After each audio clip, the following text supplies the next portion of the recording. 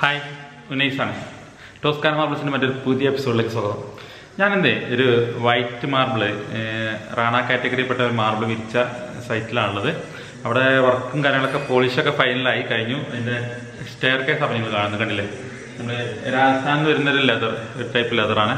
ലെതറല്ല, ലെപ്പോത്ര type മെറ്റീരിയലാണ്. അത് വിരിച്ചിട്ടുള്ളൊരു വീടാണ്. ഇതിൻ്റെ സ്റ്റെയർ മൊത്തം നമ്മൾ ഈ ടൈപ്പിലാണ് ചെയ്തിട്ടുള്ളത്.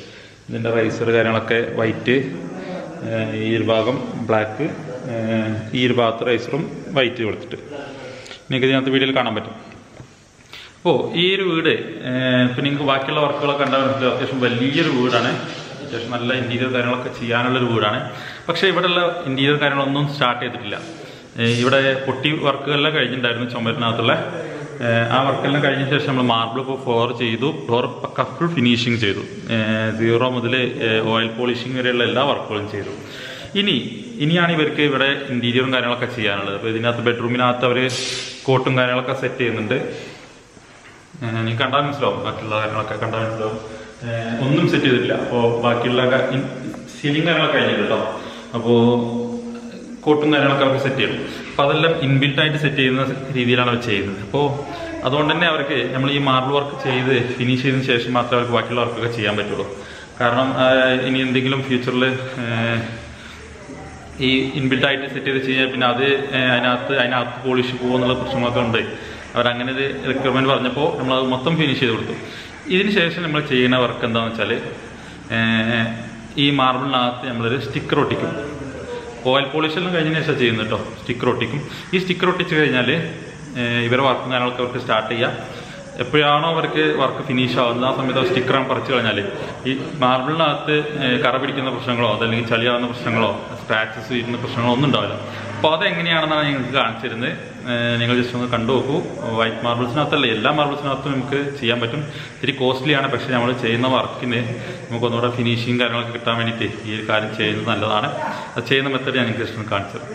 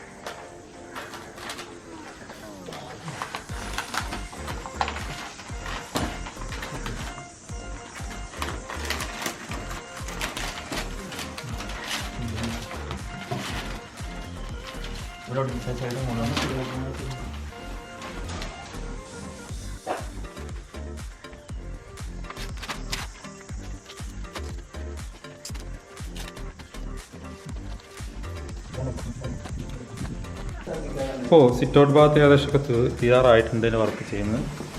അതെങ്ങനെയാണെങ്കിലും ഞാൻ ജസ്റ്റ് കാണിച്ചു തരാം.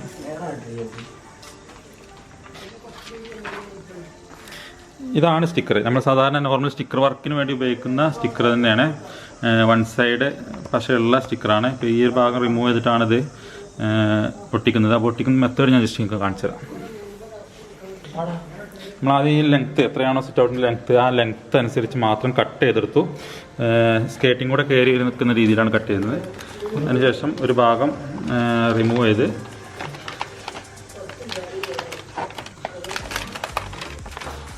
ഈ വർക്ക് ഓയിൽ പോളിഷെല്ലാം കഴിഞ്ഞതിന് ശേഷം കേട്ടോ. ഓയിൽ പോളിഷ് ചെയ്യാതെ ചെയ്യുന്നെങ്കിൽ പിന്നെ ഈ ഒരു പശയുടെ ഭാഗം മാർബിളിനകത്ത് പിടിച്ച് പിന്നെ അത് കുറച്ച് ബുദ്ധിമുട്ടാവും റിമൂവ് ചെയ്ത് കളയാൻ. ഓയിൽ പോളിഷും കഴിഞ്ഞതിന് ശേഷമാണ് ചെയ്യേണ്ടത്.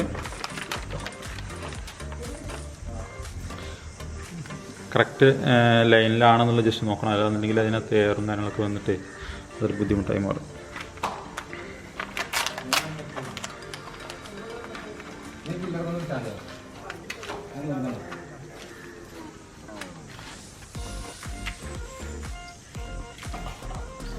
അത്യാവശ്യം നല്ല രീതിയിൽ തന്നെ പശയുള്ള മെറ്റീരിയലാണ്. അത്യാവശ്യം തിക്നെസ്സുള്ള സാധനം തന്നെയാണ്. അതുകൊണ്ട് തന്നെ പെട്ടെന്നുള്ള സ്ക്രാച്ചസും കാര്യങ്ങളും വരില്ല. എന്നിട്ട് തന്നെ പിന്നെ ഇതിൻ്റെ മുകളിൽ നമുക്ക് ബാക്കിയുള്ള താർപ്പ ഷീറ്റോ അതല്ലെങ്കിൽ പ്ലാസ്റ്റിക്കിൻ്റെ ഷീറ്റുകളോ ഈ പ്ലൈവുഡ് എന്താണ് ഈ കാർഡ്ബോർഡ് ബോക്സുകളുണ്ടല്ലോ അതെല്ലാം വെച്ചിട്ട് നമുക്ക് ബാക്കിയുള്ള വർക്ക് എടുക്കാം. ഹാർഡായിട്ടുള്ള വർക്ക് വരുമ്പോൾ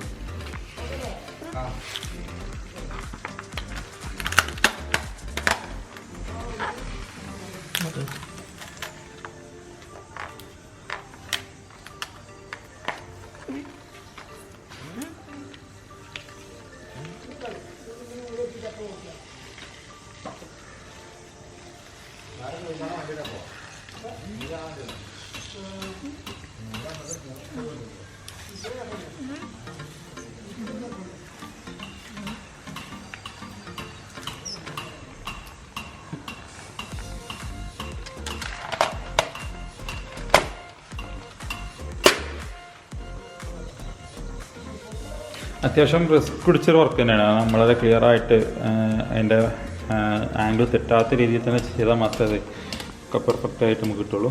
വളരെ കെയർഫുള്ളോടെ ചെയ്യേണ്ട വർക്കാണ്. ഇപ്പോൾ ഈ ഇത്രയും ഭാഗമെല്ലാം ഇപ്പോൾ നമ്മൾ ചെയ്ത് വെച്ചതാണ്. ഒരു ഗ്രീനിഷ് ഷെയ്ഡ് കണ്ടില്ല. പല കളറിലുള്ള മെറ്റീരിയൽ അവൈലബിൾ ആണ്. ഈ സ്റ്റിക്കർ ഷോപ്പുകളിൽ നിന്നെല്ലാം ഇത് അവൈലബിൾ ആവും.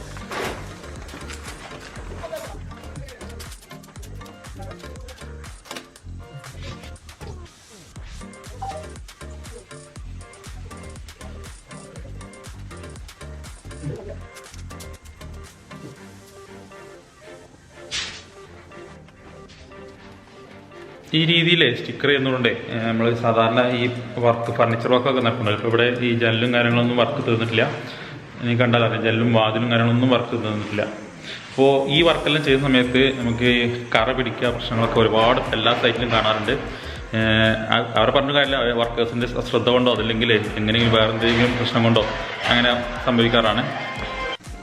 അപ്പോൾ അങ്ങനെ എന്തെങ്കിലും പ്രശ്നങ്ങളോ കാര്യങ്ങളുണ്ടെങ്കിൽ വീടിനകത്ത് ഒരുപാട് വർക്ക് നടക്കുന്നുണ്ട്. അപ്പോൾ സൗണ്ടും കാര്യങ്ങളൊക്കെ ഉണ്ടാവും, ക്ഷമിക്കുക. അപ്പോൾ അങ്ങനെ എന്തെങ്കിലും പ്രശ്നങ്ങളുണ്ടെന്നുണ്ടെങ്കിൽ അതൊക്കെ നമുക്ക് ഇതിനകത്ത് റെക്ടിഫൈ ചെയ്യാൻ പറ്റും. അതിന് വേണ്ടിയിട്ടുള്ളൊരു മാസ്ക് ആയിട്ട് തന്നെ ഇത് അവൈലബിൾ. ഈ വീടിനകത്ത് നമ്മൾ അപ്പോക്സിങ് കാര്യങ്ങളൊക്കെ വർക്ക് ചെയ്തിട്ടുണ്ട് കേട്ടോ. അപ്പോൾ അതുകൊണ്ടുള്ള ഫിനിഷിങ് കാര്യങ്ങളൊക്കെ എനിക്ക് കാണാൻ പറ്റും. ഞാൻ ഇതിൻ്റെ ഒരു വർക്ക് ടൂർ ഫിനിഷ് ചെയ്ത മാർബിളിൻ്റെ വർക്ക് ഞാൻ എനിക്കൊരു വീഡിയോയിൽ കാണിച്ചിട്ടുണ്ട്, ഇതിന് മുന്നുള്ള വീഡിയോയിൽ കാണിച്ചിട്ടുണ്ട്. ഇനി ഇത് മൊത്തം ഫിനിഷ് ചെയ്തിട്ട് ഈ വീട് മൊത്തം വർക്ക് കഴിഞ്ഞിട്ട് ഹൗസ് വാമിങ്ങിന് മുന്നേ ഞാൻ ജസ്റ്റ് ഞാൻ ഇതിൻ്റെ എഞ്ചിനീയറായിട്ട് സംസാരിക്കുന്നുണ്ട്. സമ്മതിക്കുകയാണെങ്കിൽ നമുക്കൊരു ഹോം ടൂറായിട്ട് നമുക്ക് ചെയ്യാൻ പറ്റും. അപ്പോൾ നിങ്ങൾക്ക് അതുകൊണ്ട് കാണിച്ചു തരാം ഞാൻ.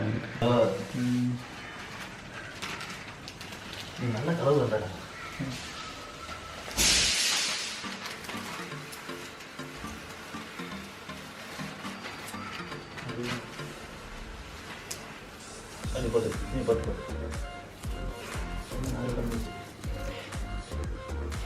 എൻ്റെ ഭാഗത്തേക്ക് അതുപോലെ തന്നെ മടക്കി വെച്ച് കഴിഞ്ഞാൽ അവിടെ നിന്നുള്ള പ്രശ്നങ്ങളൊക്കെ ക്ലിയറായി.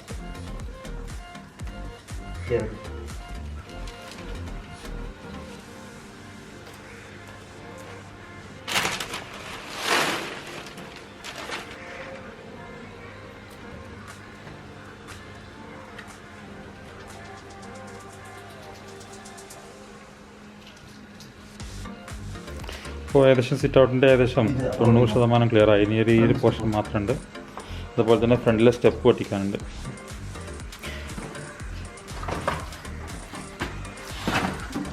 ഈ രീതിയിലാണ് ഒരു ബോക്സ് വരുന്നത് കേട്ടോ. ഇത് എനിക്ക് എല്ലാ ഷോറൂമുകളിൽ നിന്നും സ്റ്റിക്കറിൻ്റെ വർക്ക് വന്ന ഷോറൂമുകളിൽ നിന്നെല്ലാം വാങ്ങിക്കാൻ കിട്ടും.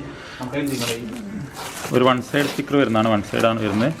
അത്യാവശ്യം കണ്ടാൽ തന്നെ മനസ്സിലാവും, അത്യാവശ്യം തിക്നെസ് ഉണ്ട്, ചെറിയ രീതിയിലുള്ള തിക്നെസ് ഉള്ള മെറ്റീരിയലാണ്.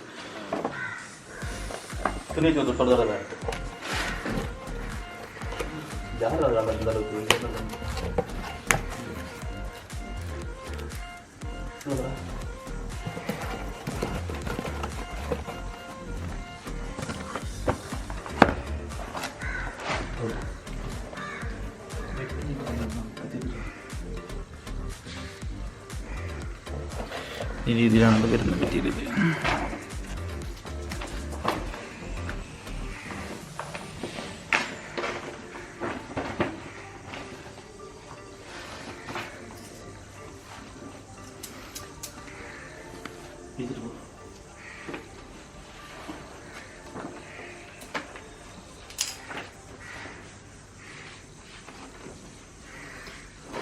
ഇവിടെ വെച്ചുള്ള സ്റ്റെപ്പിലൊക്കെ നമുക്ക് ഒരു ലെതർ ടൈപ്പാണ്, ബ്ലാക്ക് ലെതറാണ്, പക്ക ലെതറാണ്. അതുകൊണ്ട് തന്നെ ഇതിനകത്തൊക്കെ നമ്മൾ നിർബന്ധമായിട്ട് ചെയ്യണം. ചെയ്തില്ലെങ്കിൽ പെട്ടെന്ന് അതിനകത്ത് പൊടി കയറുകയും വർക്കേഴ്സ് എന്തെങ്കിലും ശ്രദ്ധ കൊണ്ട് ബുദ്ധിമുട്ടുണ്ടായ പെയിൻറ്റും കാര്യങ്ങളൊക്കെ കഴിഞ്ഞാൽ പിന്നീട് അത് പോകാൻ ഭയങ്കര ബുദ്ധിമുട്ടാവും.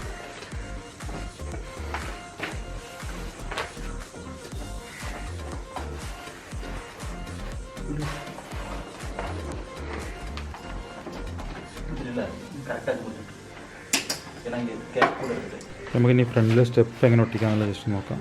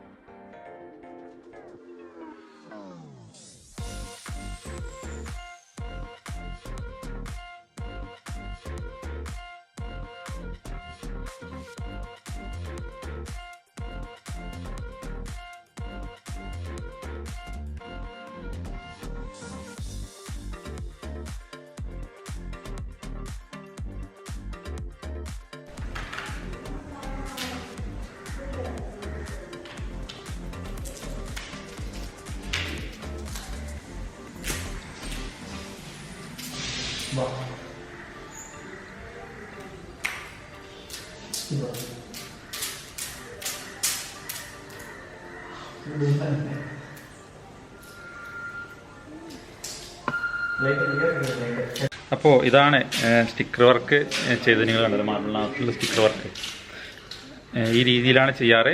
അപ്പോൾ എന്തെങ്കിലും ഡൗട്ടോ കാര്യങ്ങളുണ്ടെങ്കിൽ കമൻറ്റ് സെക്ഷനിൽ ചോദിച്ചോളൂ, ഞാൻ മറുപടി തരാം. അതുപോലെ തന്നെ സബ്സ്ക്രൈബ് ചെയ്യാതെ കാണുന്നെങ്കിൽ സബ്സ്ക്രൈബ് ചെയ്ത് കഴിഞ്ഞാൽ ഫ്യൂച്ചറിൽ വരുന്ന ഒരുപാട് വീഡിയോസ് നിങ്ങൾക്ക് കാണാൻ പറ്റും. അതുപോലെ തന്നെ നിങ്ങളുടെ ഫ്രണ്ട്സിനും റിലേറ്റീവ്സിനും ആർക്കെങ്കിലും ഇതുപോലെ വർക്ക് കാര്യങ്ങൾ നടക്കുന്നില്ല അവർക്കൂടെ ഷെയർ ചെയ്തെടുക്കും.